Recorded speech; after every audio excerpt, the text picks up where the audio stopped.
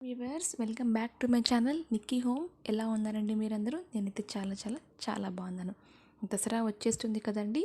అయితే అమ్మవారికి ఎంతో ఇష్టమైన మరియు ప్రీతికరమైన ఇట్టే అయిపోయే పాల పాయసం ఎలా చేయాలో చూసిద్దామా?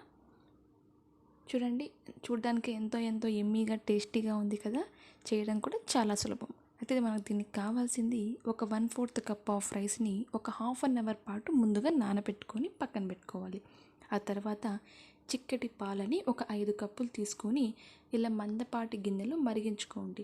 మందపాటి గిన్నె ఎందుకు అంటున్నానంటే ఇలా పొంగు వచ్చినప్పుడు పాలు అనేవి బయటికి రాకుండా ఉంటాయన్నమాట.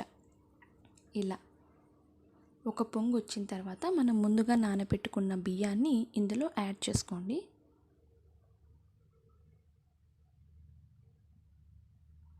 ఇలా యాడ్ చేసిన తర్వాత మీరు ఈ పాయసాన్ని ఈ పాలని తిప్పుతూ ఉండాలి.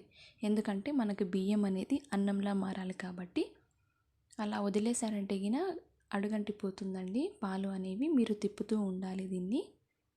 ఇలా సైడ్కి అంతా ఏదైనా మనకి మీగడ అనేది వస్తుందండి, ఆ మీగడని తిరిగి పాలల్లోకి కలిపేయండి. ఎందుకంటే అలా కలపడం వల్ల ఈ పాయసానికి అనేది ఎక్స్ట్రా టెక్స్చర్, ఎక్స్ట్రా ఫ్లేవర్ అనేది యాడ్ అవుతుంది. చాలా బాగుంటుంది. మీరు లైట్గా లోపల అన్నం ఉడుకుతుంది కదండి, కొంచెం మ్యాష్ చేసుకుంటే ఈ పాలు అనేది ఆ రైస్లోకి దిగి ఇంకా మంచి టేస్ట్ అనేది మీకు ఇస్తుంది.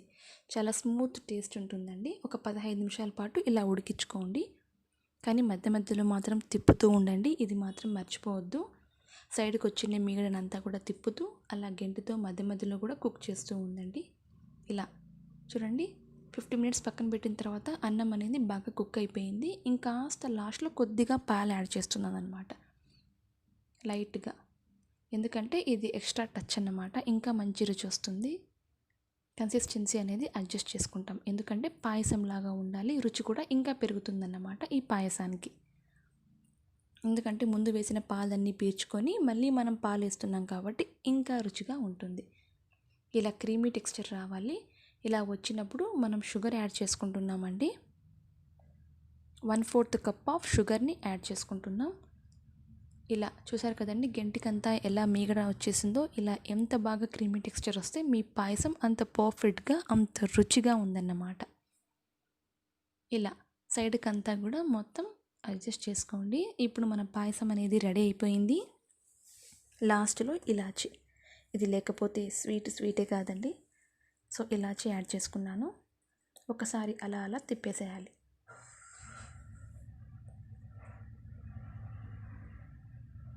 ఇక ఆ తర్వాత లాస్ట్ బట్ నాట్ లీస్ట్, నెయ్యి కానీ ఇలాచి కానీ లేకుండా ఏ పాయసం కంప్లీట్ కాదు కదా.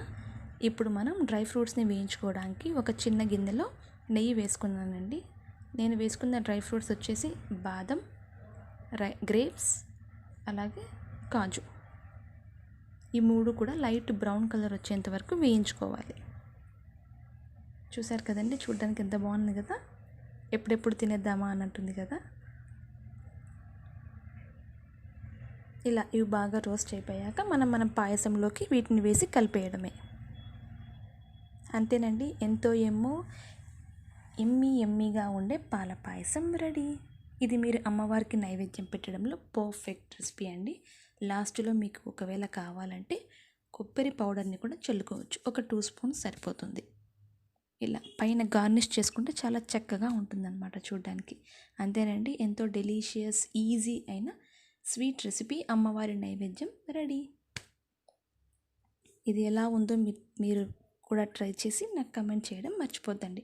మీకు కనుక నా వీడియో నచ్చితే లైక్ చేయండి, షేర్ చేయండి అండ్ సబ్స్క్రైబ్ చేయండి. పక్కనున్న బెల్ ఐకాన్ని కూడా క్లిక్ చేయండి. Thanks for watching. బాయ్.